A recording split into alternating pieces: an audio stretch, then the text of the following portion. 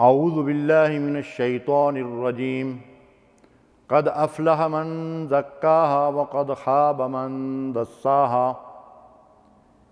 یقیناً فلاح پا گیا وہ شخص جس نے اپنے نفس کا تزکیہ کیا، اور ناکام اور نامراد ہوا وہ جس نے اپنے نفس کو تباہ و برباد کیا۔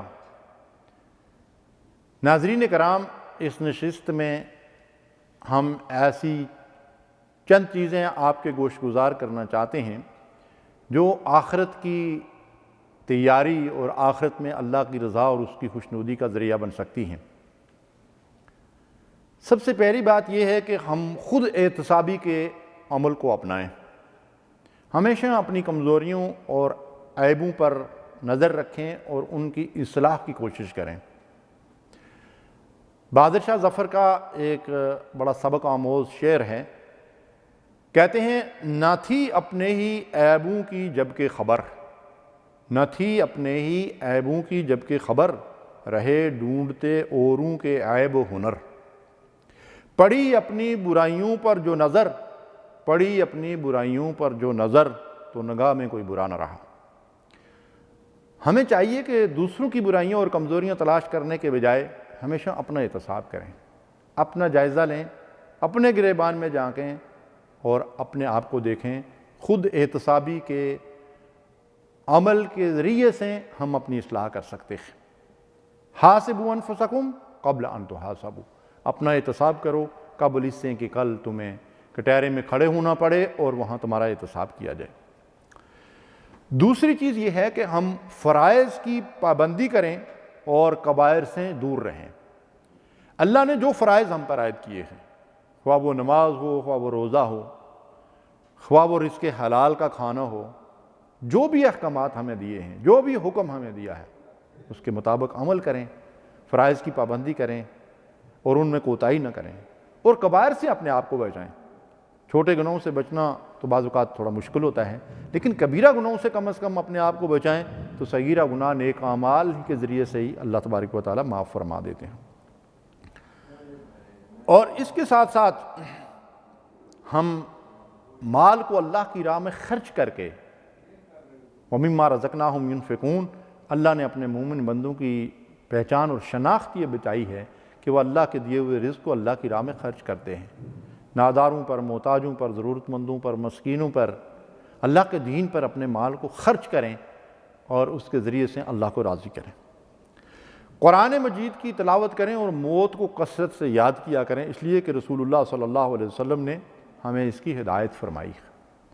قرآن کریم کو سمجھ کر پڑھنے سے دلوں کا زنگ دور ہوتا ہے، اور موت کو یاد کرنے سے موت کے بعد کی تیاری کی اللہ توفیق دیتا ہے۔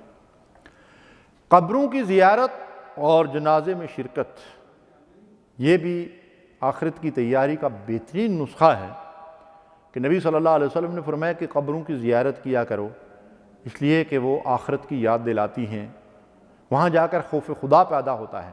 لیکن ایسی قبروں پہ جانے سے فائدہ نہیں ہوگا جن کے اوپر جو ہے وہ سونا کے جو ہے وہ خول چڑھائے گئے ہوں، یا جن قبروں کے اوپر سنگ مرمر لگا ہوا ہو، یا جن کے اوپر بڑے بڑے مزارات اور قبے بنے ہوئے ہوں، بلکہ اس قبرستان میں جائیں جو مٹی کی کچھ ڈیریاں ہیں اور جہاں بڑی بڑی ہستیاں مدفون ہیں، ان سے عبرت حاصل ہوگی۔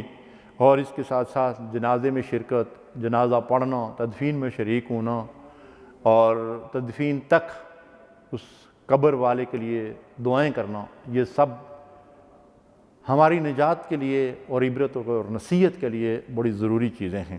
ان سے ہمیں بڑی تقویت ملتی ہے اور آخرت کی یاد دلوں کے اندر پیدا ہوتی ہے۔ دین کے معاملے میں ہمیشہ اپنے سے آگے والوں کو دیکھنا چاہیے، جیسا کہ نبی صلی اللہ علیہ وسلم کا یہ حکیمانہ نسخہ ہے کہ دنیا کے معاملے میں اپنے سے نیچے والوں کو اور دین کے معاملے میں اپنے سے آگے والوں کو دیکھو۔ اور اسی طرح ہم اس ہدایت کے اوپر بھی عمل کریں کہ ہسپتالوں، شفاخانوں اور گھروں میں بیماروں کی عیادت کے لیے جایا کریں۔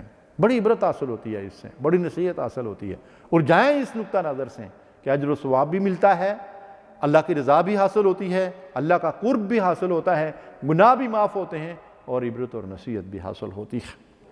صحت اللہ کی بہت بڑی نعمت ہے۔ اللہ کے حبیب علیہ الصلوۃ والسلام ارشاد فرماتے ہیں نعمتان مغبون فیہما کثیر من الناس الصحۃ والفراغ، صحت اور فرصت اور فراغت دو ایسی نعمتیں ہیں کہ لوگ ان کی قدر نہیں پہچان رہے ہیں۔ تو اس لیے صحت اللہ کی بڑی نعمت ہے، اور اس نعمت کی قدر اس وقت انسان کو آتی ہے جب دوسروں کو مشکلات میں اور بیماریوں میں مبتلا آدمی دیکھتا ہے۔ اس طرح ہم لا یعنی اور بے فائدہ چیزوں سے اپنے آپ کو دور رکھیں۔ من حسن اسلام المرء ترکہ ما لا یعنی او کما قال صلی اللہ علیہ وسلم، آدمی کے اسلام کی خوبی اس چیز میں ہے کہ وہ لا یعنی فضول بے فائدہ چیزوں سے کنارہ کشی اختیار کر دے۔ اللہ ارشاد فرماتے ہیں والذین هم عن اللغو معرضون، میرے پسندیدہ بندے کون ہیں؟ جو لغویات سے فضولیات سے کنارہ کشی اختیار کرتے ہیں، ان سے دور رہتے ہیں۔ فضول گپیں ہانکنا، لطیفے بیان کرنا، دوسروں کی غیبتیں کرنا، محفلیں اس لیے جمانا کہ خوب ہنسی مذاق ہو، ہا ہا ہا ٹھٹے لگا کر لوگ ہنسیں، یہ سب دلوں کی سختی کا باعث بننے والی چیزیں ہیں۔ ہمیں چاہیے کہ اسی بے مقصد چیزوں سے دور رہیں، اور خاص کر آج جو بے مقصد چیز ہماری جیبوں اور ہاتھوں کے اندر آ گئی ہے وہ ہے ہمارا موبائل۔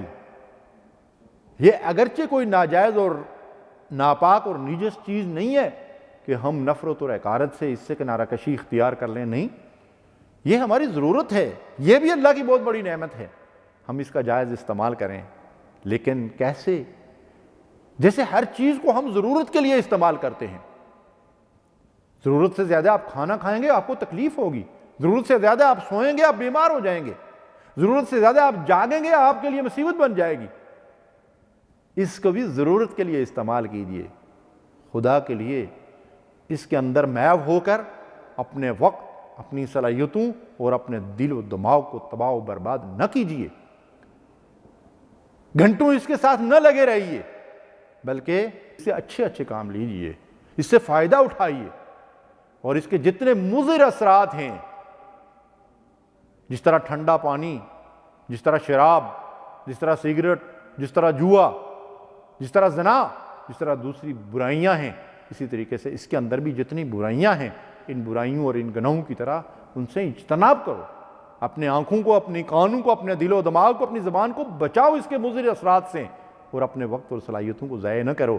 وقت اللہ تعالیٰ کی سب سے بڑی نعمت ہے، مرنے کے بعد اس وقت کے بارے میں سب سے پہلا سوال ہوگا عن عمرہ فیما افناہ، عمر، وقت، مہلت جو تمہیں دی گئی تھی اسے کہاں فنا کر کے آئے ہو؟ روزانہ گھنٹوں اس کے ساتھ لگے رہتے ہیں، اس لیے خدا را اس سے نجات حاصل کیجئے۔ اللہ کی کتاب بھی ہمارے گھروں کے اندر ترس رہی ہوتی ہے، اس کو تو ہم کھول کر دیکھتے نہیں، اس کو تو ہم پڑھتے نہیں، موبائل کو دن میں 10 مرتبہ نہیں 50 مرتبہ اس کی سکرین صاف ہوتی ہے اور اس کے ساتھ لگے رہتے ہیں۔ تو ہمیں چاہیے کہ فضولیات میں اپنا وقت کو ضائع نہ کریں۔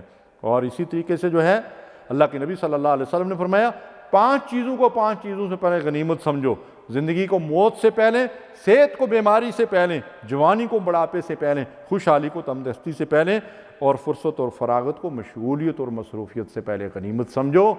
اور اسی طرح آخری بات جو عرض کرنا چاہتا ہوں، کوئی بھی کام آپ کریں اپنے آپ سے ایک سوال کریں کہ میں یہ کام کیوں کرتا ہوں، کیوں کرتی ہوں؟ اس کیوں کا جو جواب ملے اس کے مطابق عمل کریں۔ اگر اس کا جواب یہ ہو کہ اس کا کوئی دنیاوی یا اخروی فائدہ نہیں ہے تو وہ کسی طرح کا بھی کام ہو اس سے دستبردار ہو جائیں، اس کو چھوڑ دیں، صرف وہی کام کریں جس کا آپ کو دنیا اور آخرت میں کوئی فائدہ ہو۔ وآخر دعوانا الحمدللہ رب العالمین۔